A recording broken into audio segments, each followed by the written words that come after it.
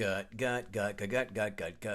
Hey guys, what's going on? Kevin Goatee here. We are insanely excited to tell you guys the live show is back. That's right, live show, March 26th. Get your tickets now. Go on eventbrite.com, search for Gutting the Sacred Cow. We are doing Office Space as per the choice of Joanne Nostratinsky and Bill Schultz. So, Gutting the Sacred Cow on Eventbrite. Buy your tickets now, March 26th, 8 p.m. Don't wait. Last one sold out. And, of course, guttingthesacredcow.com. You get a sweet-ass shirt like I have right here. Guttingthesacredcow.com for the blogs and the merch store. Let's just jump right into it. Here's Mike White taking down a film that all dudes in the 90s love, and that is Boondock Saints. I'll buy that for $1. Kevin Israel, name that film. I mean, I say that all the time. I don't think I even knew that came from a movie. Really? Wow. I'm really. Can I go in for the steal? Wait. Let him. I'll give him a 3 Mississippi. I'm floored. Okay. You don't know this. I'm floored. This is not off the tip of your tongue. No, I don't got it. Mike White is our guest today. Mike, welcome to the Gutting the Sacred Cow podcast. How goes it, sir? It goes very well, Mr. RoboCop. That's a film, 1987's blockbuster extravaganza, RoboCop. Kevin, it's a scene where the guys on the TV where they keep catching the different scenes. He's got the girls in bikinis going, I'll buy that for $1. Huh. Nope. I thought that was ubiquitous. No. Nope.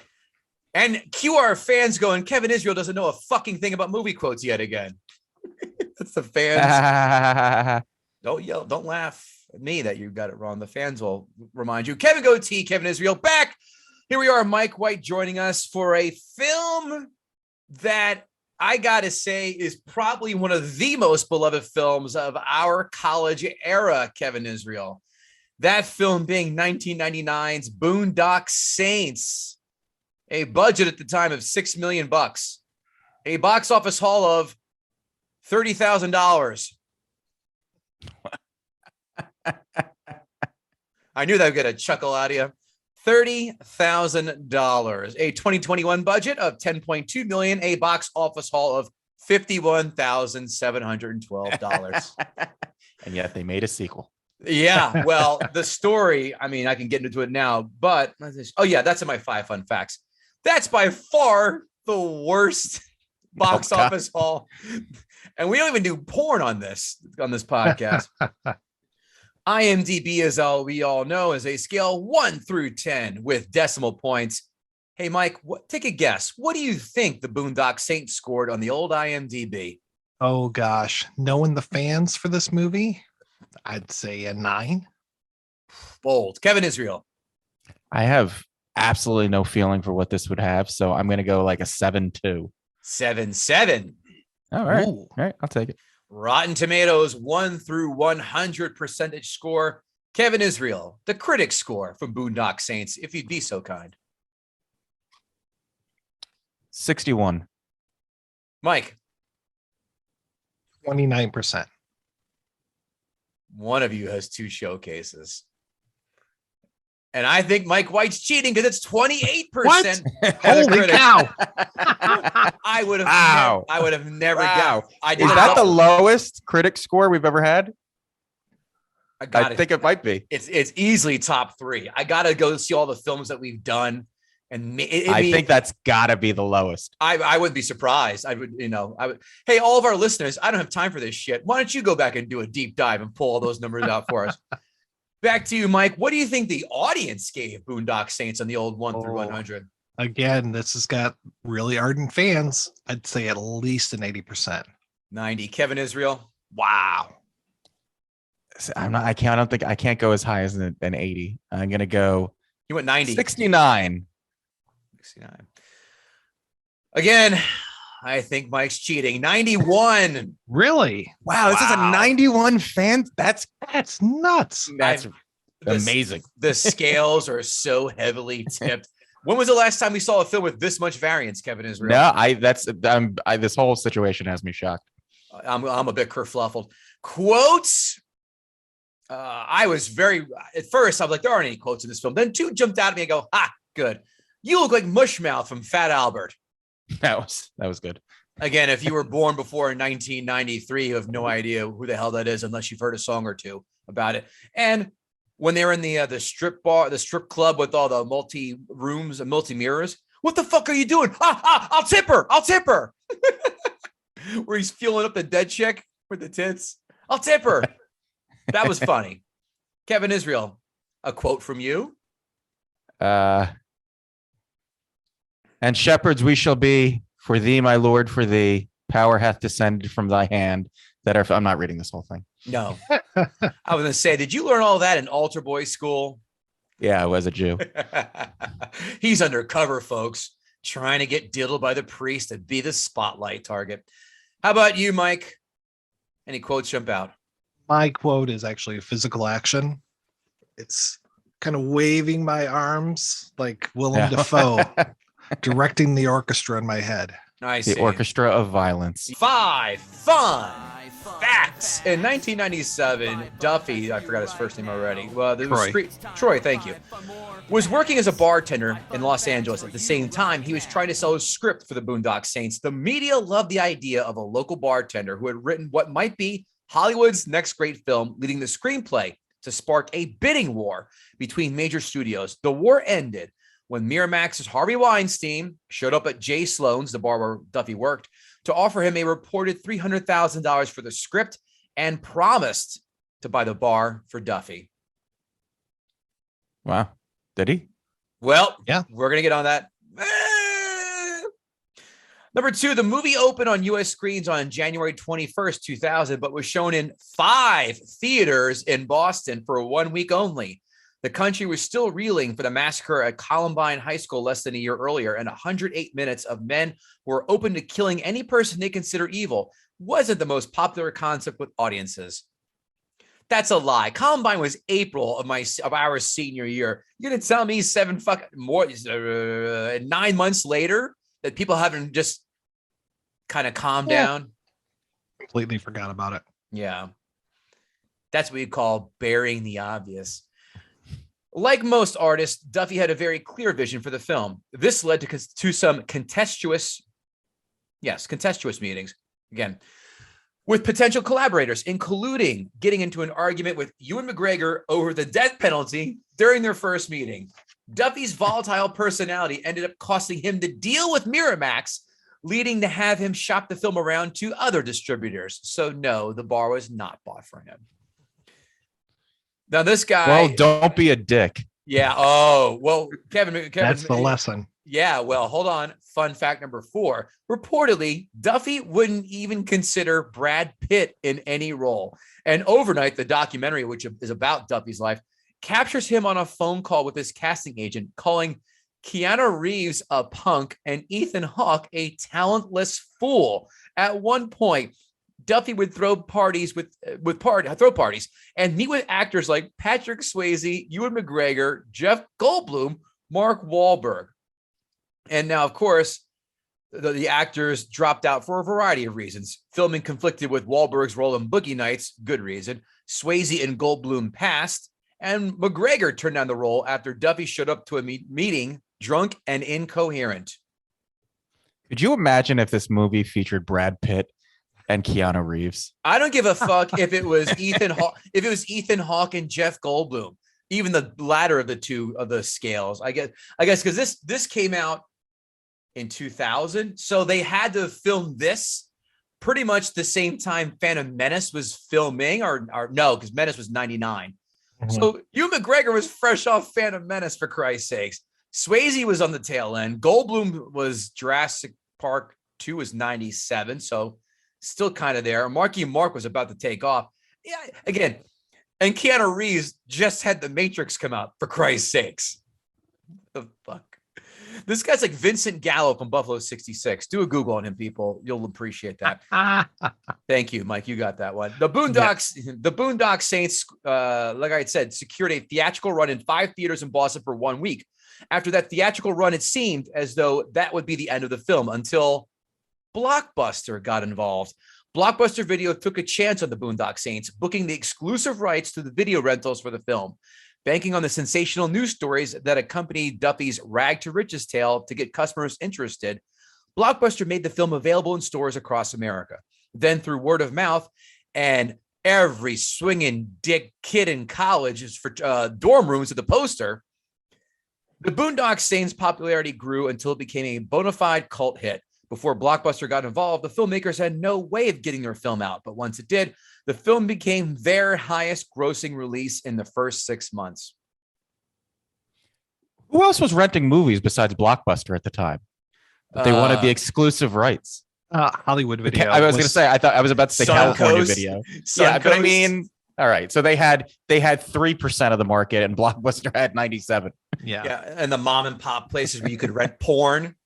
On those commie pinko bastards at Blockbuster.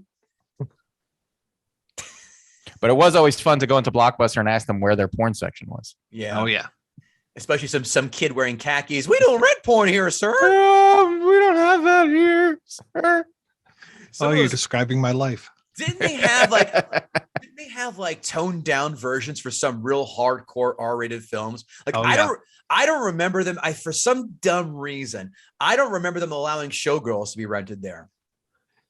I think you're right. Yeah, I remember because I worked at Blockbuster for years, and you have a face that says Blockbuster employee. Yeah, they would have purges, so we would get lists of pull all these titles and either sell them or throw them away. And burn the books. Yeah. So there goes your Toxic Avenger, your Toxic Avenger got mixed. Oh yeah, Toxie? Blood Feast, Faces of Death. Oh wow. Yeah.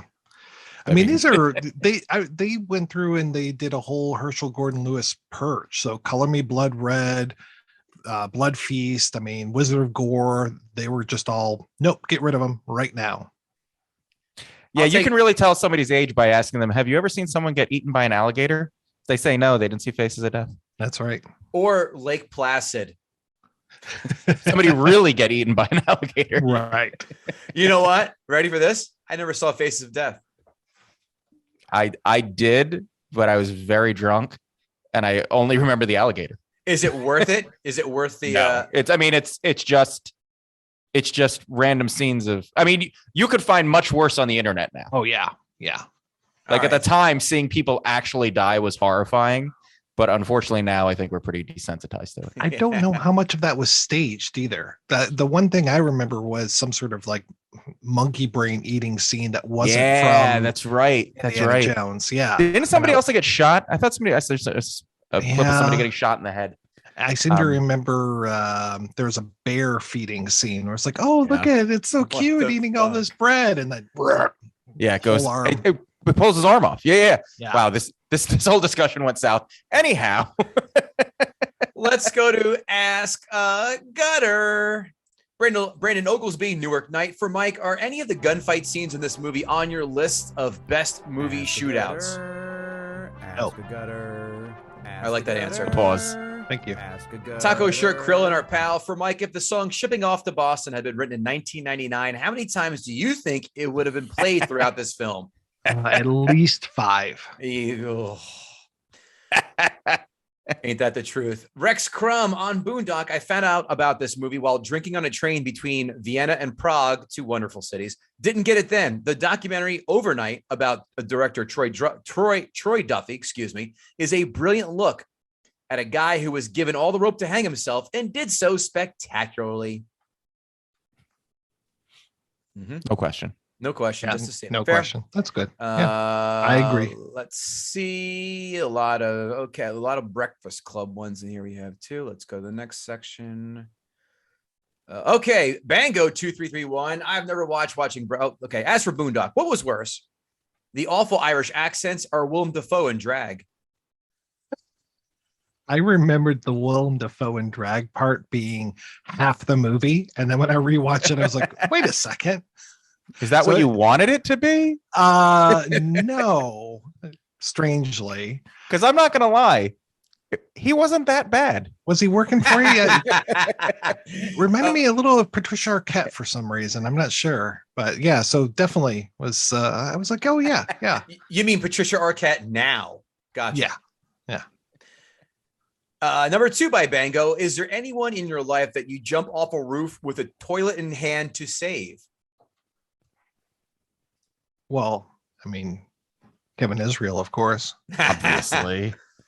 I'm very savable. I guess I don't have that savable face. I'll go fuck myself, Mike. Thanks. Yeah. How many times have you repeated the Coke joke, Mike? Question number 3 by Bango.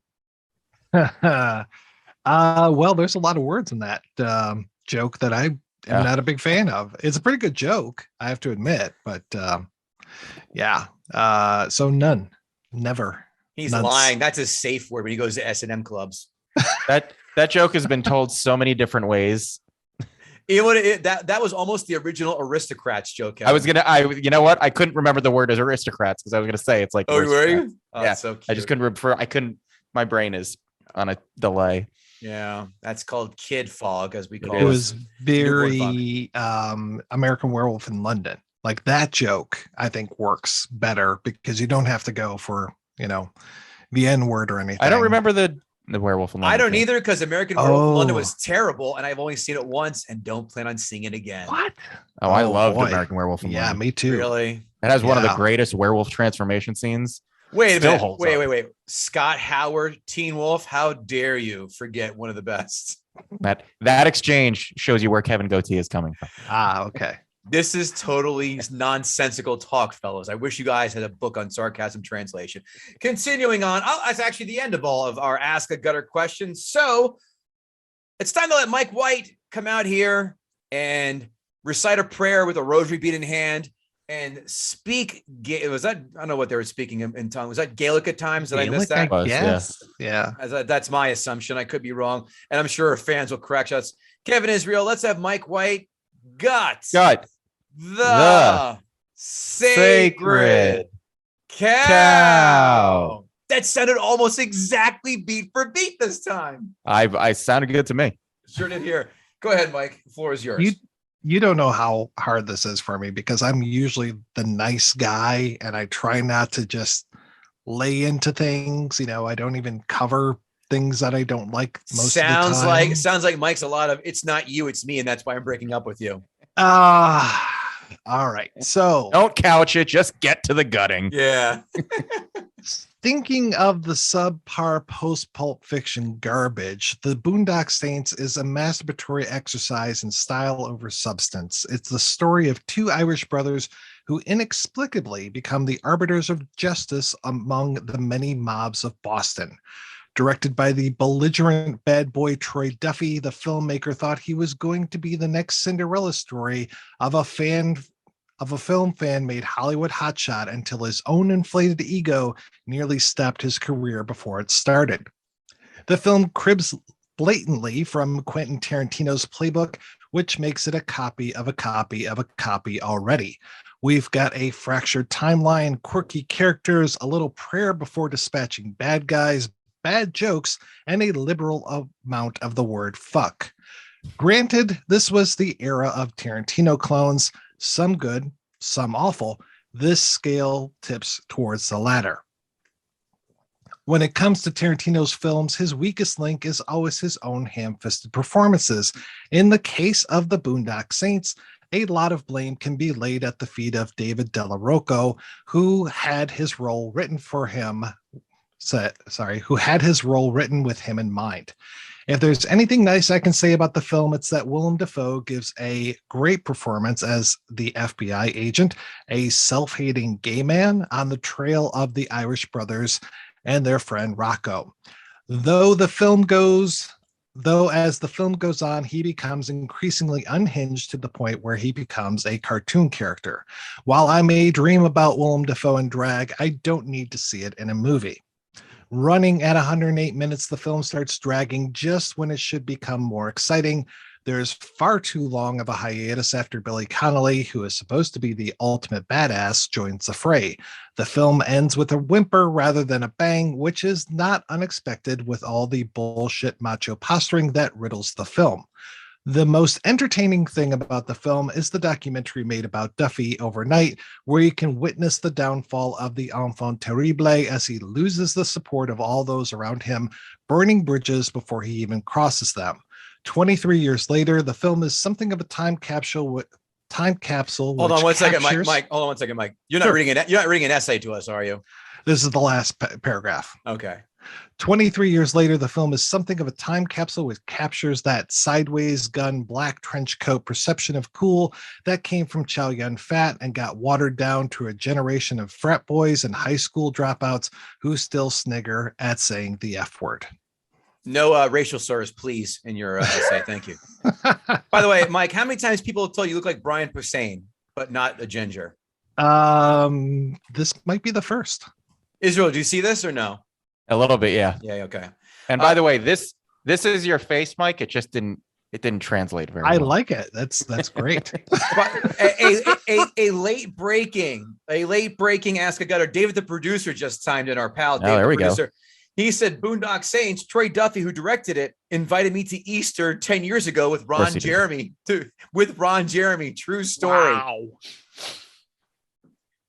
David, the producer, has a lot of stories I think we need to know about, but he'll only tell us if we go down to New Orleans and have bourbon with him and his wife. Mike, is that all? That's it. Oh my God. You talk about a drive-through fucking therapy session there. That's fast. Oh, Mike, give me a number 1 to 10 of your opinion of this film. Oh, 2. That's hatred, Kevin Israel. That's hatred. You want to go for? I tell you what, right. I'm feeling magnanimous yet again. You want to take this one first, or shall you go first for the next one? Sure, I'll go first. I think mine's going to be pretty quick. Okay. In 1999, I was wearing That's good. In 1999, I was wearing Jinko jeans, a tight black shiny T-shirt, and big metal beaded necklace. No, I was going to say the necklace has to be a part of it. You had to have. I had almost the kind of puka shell one, but the same exact uniform though. I had a very, very short Caesar haircut. Yes. And I thought I was awesome. Yeah. I remember thinking, I'll never look better than this. This is a timeless look that will endure throughout the years. How could this ever possibly be bad? The reason I bring it up is because this movie is the movie version of that outfit. At the time, it seemed fantastic. How could anybody possibly have a problem with this movie? And then I didn't see it for about 30 years. And I watched it again 2 nights ago. And wow. I've said this a lot before on this podcast. There was an interesting idea for a movie somewhere in here. Mm. And there were interesting ideas for characters. And it wasn't the most original. Would it have been the most original movie? No. But it could have been a compelling movie if there was any actual attempt at storytelling. And yes, this absolutely is a Tarantino clone. But here's the thing about Tarantino. He actually tells a story even when he uses the jacked up timelines. This movie had the jacked up timeline. And by the third time, you're like, all right, we get it. They're going to stop the scene. They're going to go to the cop. And then they're going to go back to figure out what happened. With like it got repetitive and almost boring. Just wanted to see the movie come through, go straight through. The big problem I had with this movie is, again, the storytelling. Out of nowhere, these two guys who apparently speak 20 different languages suddenly just become martial artists, gun artists, badasses. They give no explanation about where they got this training from, these abilities, or just anything. And I'm all for the nondescript badass, like in Desperado, the guy who just shows up and you're like, oh, well, he's a badass. But there was none of that here. There was two brothers who worked at a meatpacking plant, and suddenly they were just gunning badasses. And it comes out of absolutely nowhere. The Irish accents are painful. Almost as painful as the Boston accents. You motherfucker. This movie should have called Goodwill No Hunting, because this was, nobody liked them apples. It was just such a painful set of dialogue to listen to. It really felt like my buddies and I used to make movies with like a camcorder in high school, and they were terrible. And I wish I still had the videotapes because it would be hysterical to watch. But I feel like they were probably on par with the dialogue in this movie. It was just so bad. And the whole, I mean, the setup of the movie is pretty basic. You know, these guys decide that they're just going to start killing bad guys, and they kind of start getting in over their head. But the problem is they never really do end up in over their head. And even when their best friend gets shot and dies, you don't really feel bad about it. Like there doesn't feel like there's any price on this. There's no cost to any of this.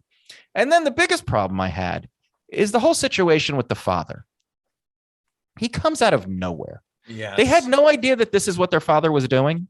They had no idea. And when they showed up, when they had the gunfight back and forth in the street, nobody looked and said, that's Dad. And Dad didn't look and go, those are my two sons. Like there was I no, thought it was the uncle. or didn't they call him Dad?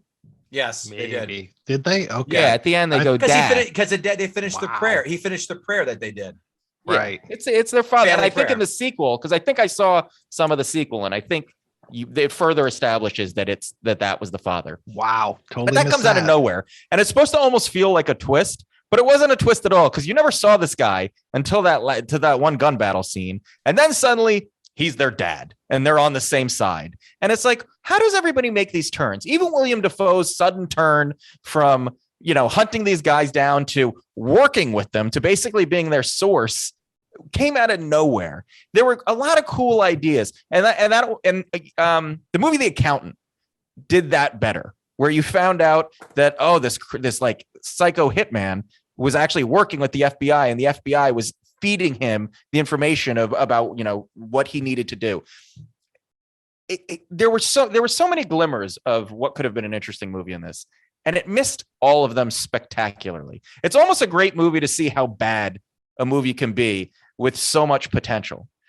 And I gotta say, I still do really love peacoats, and these guys pulled it off. They did establish a look in this movie. The one thing about this movie that I can say I really did enjoy was seeing how everybody was dressed, because I was like, that's exactly how he's dressed. The cop was wearing, in the beginning, the idiot was wearing this oversized black leather jacket. Mm-hmm. And I was like, every guy had that black leather jacket in 1997 through 2000. And we thought it was the coolest looking thing, and it looked terrible. We all looked like douchebags. No. I'm going to go one further. Everyone thought that they were in the Matrix after that, as that came out. And my hand is raised. Yeah. Oh yeah. No, we were all with the glasses. We were all victim to it. Yeah. But this is unfortunately a bad movie. And I forgot. And again, I haven't seen this movie since I saw it. I didn't see this in the theater. I saw it like everybody else, just by word of mouth, probably rented it at Blockbuster because that was the campaign. But when Kev told me that you chose it, I was like, oh, I remember liking that movie. I remember this scene, the poster that everybody had, and this will be a fun watch. And then halfway through, I was like, wow, this is really a terrible movie. It almost feels like a bad SNL skit.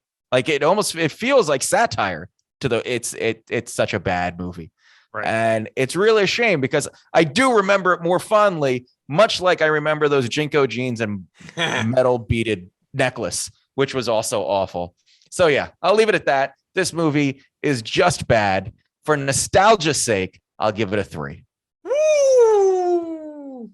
You know what's not bad, Kevin Israel? Athletic Greens. No, it is not. Our favorite morning drink we have. 75 high quality vitamins, minerals, whole food source, superfoods, probiotics, and adaptogens to start your day right. You take it with a cold glass of water in the morning. I take it with a cold glass of water in the morning. I got my wife trying it now too. She says it's pretty damn good. And again, we're big on a gut health here, helping you sleep, all that. I'm going to take some with me when I travel. As a matter of fact, when I go to the Cayman Islands in a few weeks, and for a bachelor party, because I'll be needing to cleaning out that gut like nobody's business. Kevin, did you know that this is a lifestyle friendly supplement? No less than 1 gram of sugar, no GMOs, no chemicals, vegan, dairy free, gluten free, keto, paleo friendly. It's all that. What is your favorite thing about Athletic Greens? I like the flavor. I like that I'm not terrified to drink it in the morning, because when you start off your day with something, and if it tastes terrible, you're probably not going to want to take it. It tastes good. It's easy to drink. And most importantly, it works. It wakes me up. It makes me feel alert, aware, and I have a sensitive tummy. And this definitely helps with some of my digestive issues. So this supplement to me is a win-win-win. Mike, what do you think something like this costs for a daily basis? Oh boy, $1 a day, $2 a day, Less than $3 a day. So you're right, times 2. That's amazing. Whoa. That is some insight. You're investing in an all-in-one nutritional insurance. That's what I think the most important thing about this is. And look, it's also cheaper than a coffee, right? Because Starbucks charge you a second mortgage for that nonsense. And of course, Athletic Greens is a small micro habit with big benefits. It's the one thing you can do every single day to take great care of yourself. Now, for all of our listeners, a bunch of you, I want you to go to athleticgreens.com/GTSC because they're going to give you with your order 1 free year supply of immune supporting vitamin D, because as we tape this in January, there's not much sunlight outside now, is there? So here's a great way to get more vitamin D, and you're going to get also 5 free travel packs with your first purchase. Go to athleticgreens.com/GTSC, athleticgreens.com/GTSC. Notes. Oh, how cute. In the beginning, they're beating each other's meats. Oh, this is full of allegories, is it not? You guys have beat this already to a pulp, but the film is jumping off, reminding me why I hate Irish music so much. At least Shipping Up to Boston has not been written yet at this point in time. Now, I want to ask you guys a question. Have you ever seen Willem Dafoe, Thomas Hayden Church, and Dennis Leary all in the same place? I haven't, and I have questions. The music during the action scenes is overbearing and unwarranted.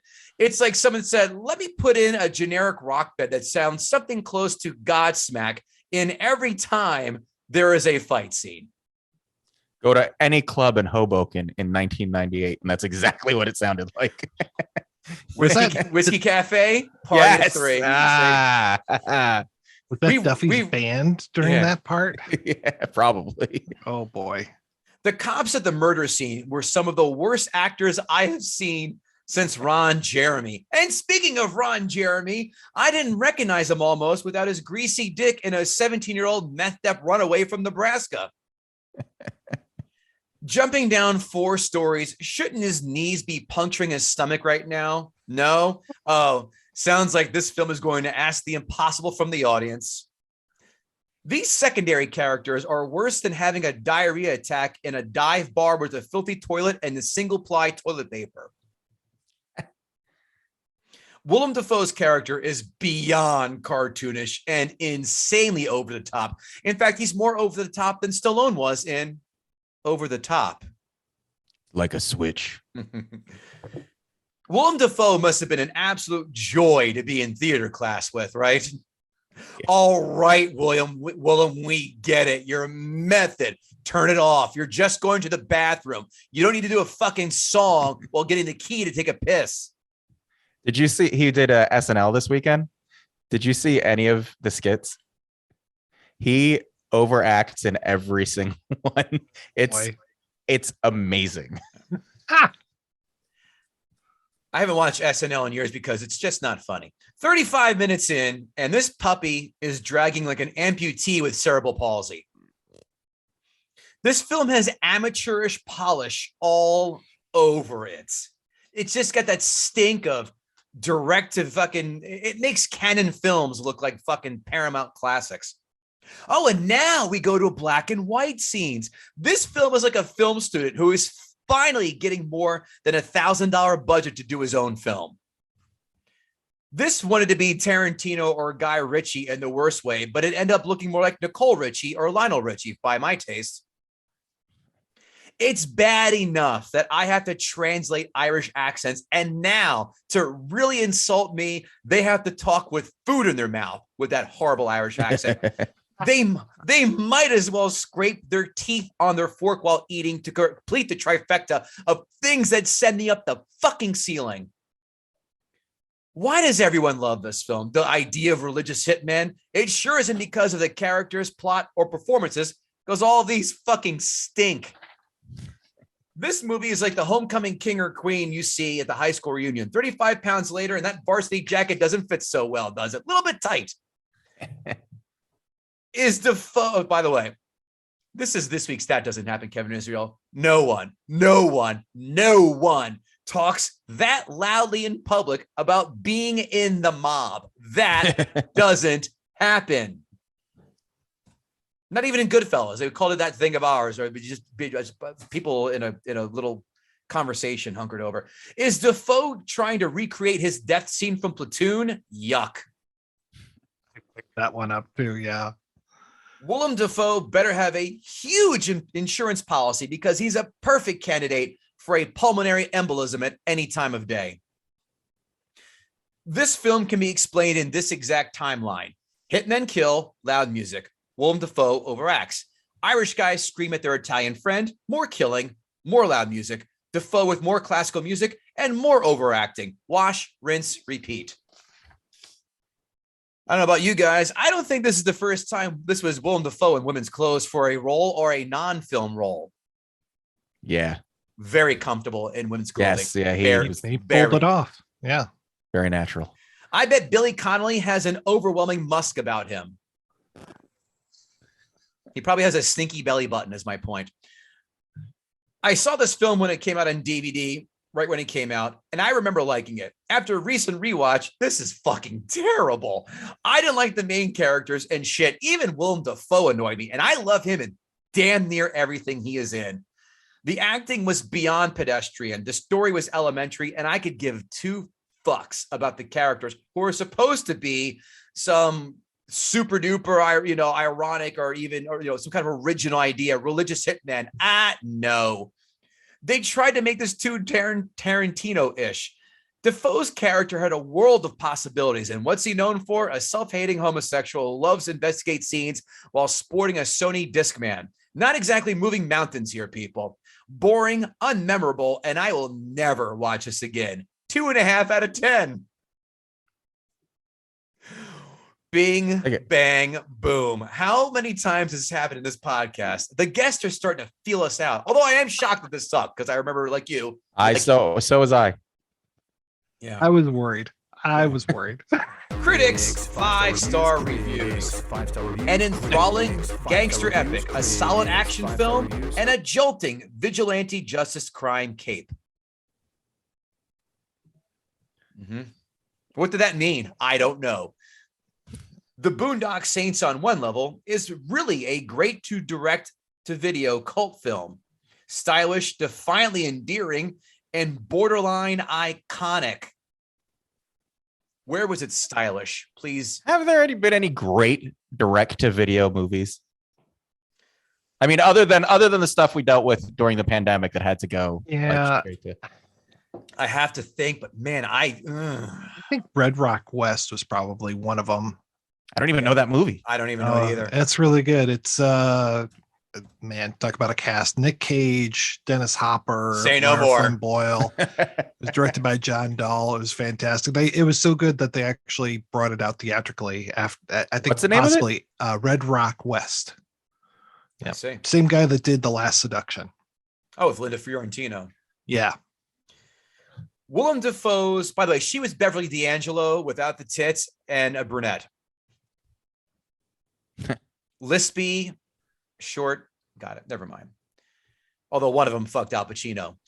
Willem Dafoe's portrayal of the conflicted homosexual FBI agent is overacted to such an extent that it is hilarious, amazing, and entertaining. His is an unforgettable character. Oh, yeah? Watch.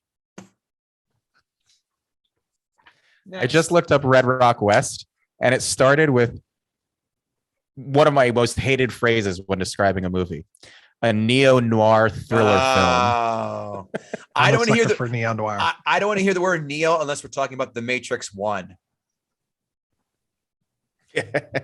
Or neo-Nazis in American History X. It's the only other neos I can think of.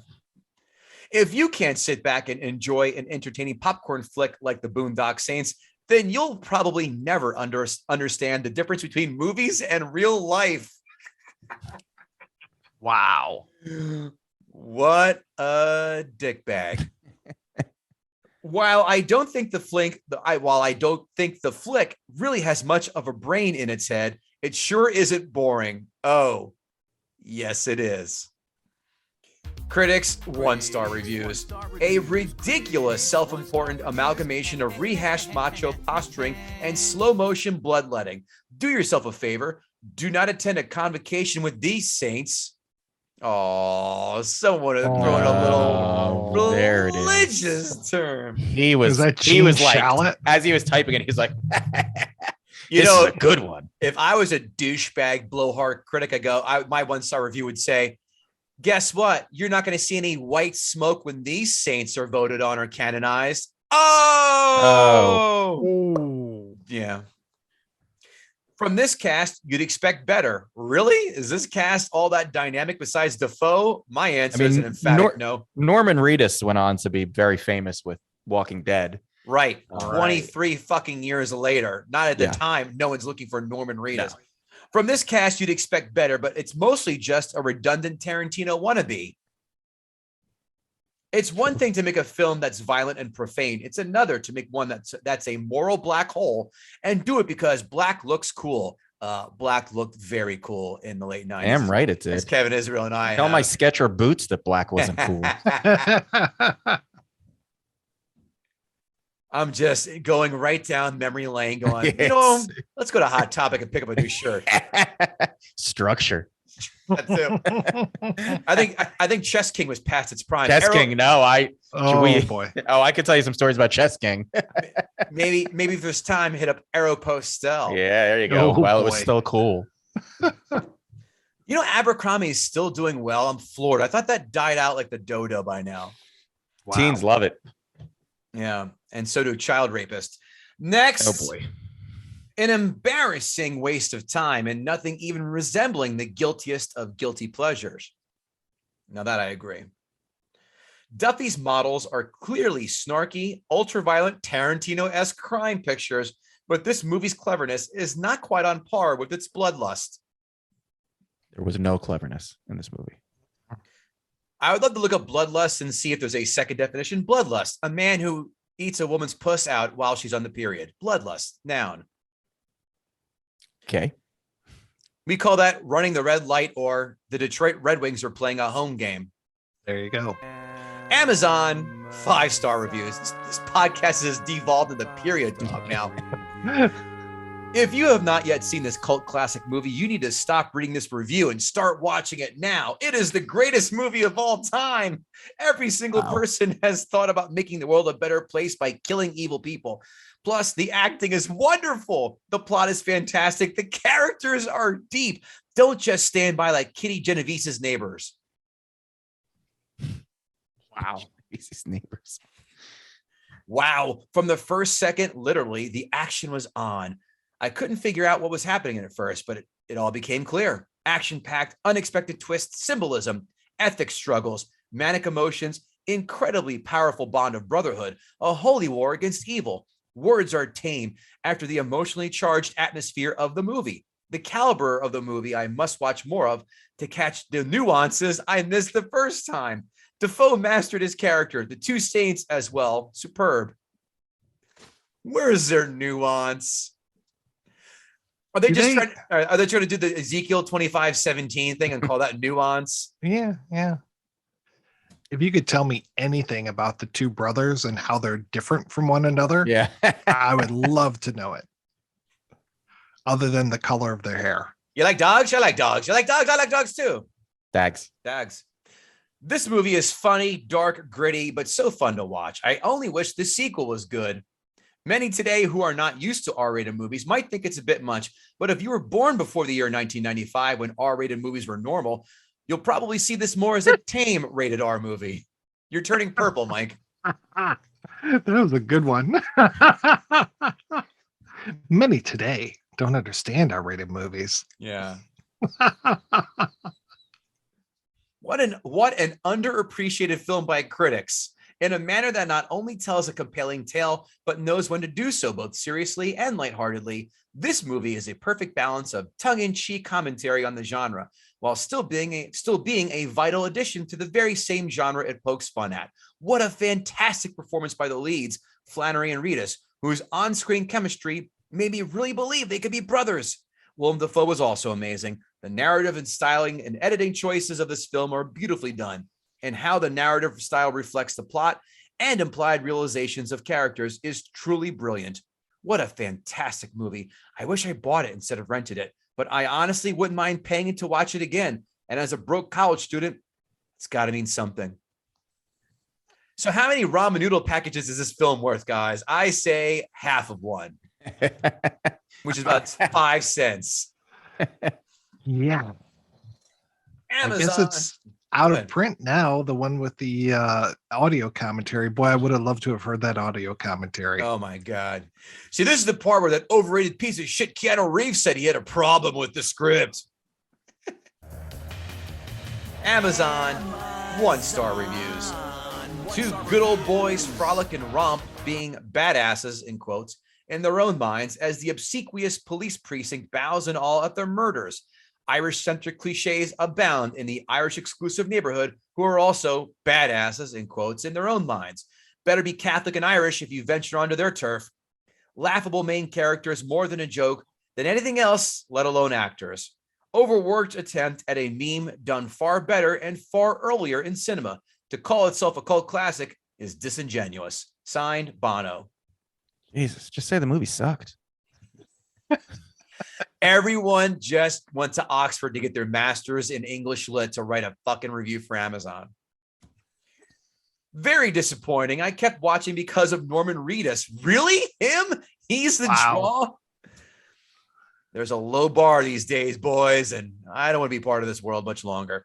I thought at some point it would get interesting. A great theme, vigilantes killing mob bosses, Russian and Italian. However, there was so much profanity, it was just vulgar. Willem Dafoe played the part of the mincing, prancing homosexual, something I have no desire to watch. Just vulgar and insulting to our intelligence. Signed, The Ghost of Freddie Mercury.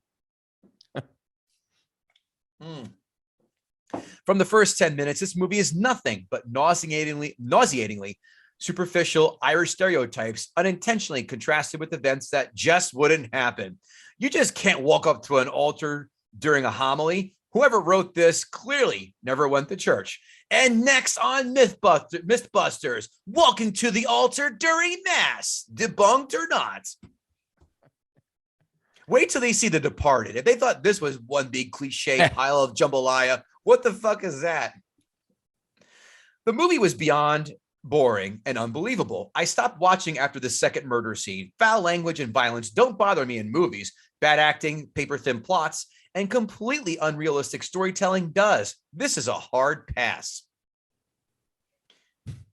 And now, the Kevin Israel favorite, blowhard asshole, a quintessence of complete tastelessness. Two words, one of them being a singular A quintessence of complete tastelessness for a simple brain, nothing more. Was this a Dr. Seuss quote or an Edgar Allan Poe quote? Ooh. No one, you're right. You had it right to a T. People sit back, they write these, and they push their chair back with both palms and go, crack their knuckles above their arm, going, nailed it. Kevin Israel, did Mike White gut the sacred cow? Yes, he did.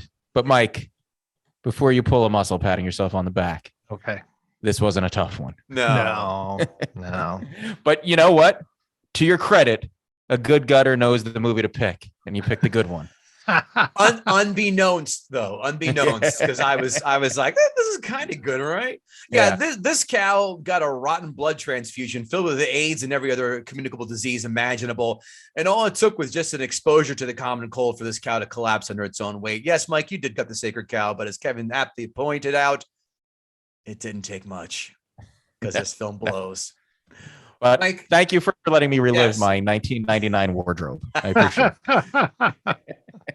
Kevin's gonna go dust it out and find a place that serves $1.50 Merrill Lights now on Thursday nights. Where are the shot girls at? Yeah. Oh. I got that was like bragging to your buddies, like, dude, brought a shot girl home last night. Yeah. That was king shit for the week. If you got those syringe shots, I want some syringe shots. Would you guys do you guys want some kamikazes? Fuck yeah, I'll buy the whole test tube tray. All that. With the little foil on top, I got paid today. We're going drinking. Jaeger bombs. Not now, Chief. I'm in the zone. We could do this all day, but we can't. Mike White, my wheelhouse. Where can we find you? What are you up to? Well, I what keeps me out of the bars is the Projection Booth podcast. So I do that every week over at projectionboothpodcast.com. We talk about different movies, trying not to pick stuff that I despise. So I think the closest we ever got was a two-parter on The Last Action Hero. Love that film. Oh boy, love it. Still holds up beautifully. You don't like it, I could tell.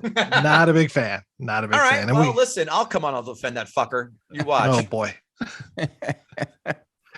That was a very contentious discussion. So yeah, but yeah, that's what I'm up to. And after we're done with this, I'm going to be recording an episode of the new podcast I'm working on called The Shabby Detective, where we talk about Lieutenant Columbo.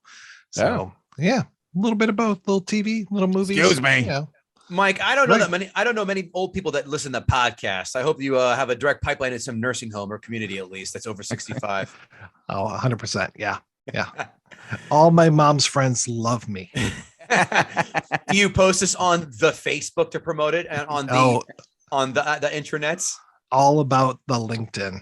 Oh my God. There you go. Here's post your most recent link to classmates.com. Kevin Israel, where can we find you? KevinIsrael.com for all my upcoming comedy dates. And I don't know if I've ever said this before, but this is going to be something different. Could you guys please leave us a 5-star rating and a quick few sentence review on your podcast platform of choice? Because God damn it, it makes us happy every single week to see those stellar reviews come in. It makes us feel special. It confirms what we already know, that we have an awesome podcast, but we like to hear it because we just have big egos like that. So please continue to inflate them and get on the podcast platform of choice and leave us that 5-star rating and 2-sentence review, because it helps us. And if it helps us, it helps you. Kevin, of tastelessness. Ain't that right? The quintessence. KevinGoatee.com. NFL season's almost over. The Super Bowl is going to, by the time you hear this, the Super Bowl would have happened. I had the Bengals plus 4.5 already. Let's hope that hits. KevinGoatee.com for other nonsense shenanigans. While you're at it, after you're done writing that 5-star review and 2 or 3 sentence review, why not head over to YouTube and smash that subscribe button for us? That also helps. Big fan of the subscribing on YouTube. And of course, GTSC podcast on Twitter, gutting the sacred cow at gmail.com. If you want to advertise with us like Athletic Greens is. Mike White, it's been a hell of a journey today, friend. Oh, before I let you go, I had one question. What did you think of that last Blockbuster documentary? Because you were part of that family. I'm afraid it's going to open up too many wounds. I haven't watched it yet. So do you recommend it? No, I sure don't. It's very boring. Who gives a fuck? Okay. They bring Doug Benson in, they wax poetic, and no one fucking cares. Oh, Jesus. It sounds like an I Love the 90s episode. That's a very good assertion of that. I don't see a problem with that. That's it, guys. Gutting the Sacred Cow. We thank you, and we'll see you later. Bye.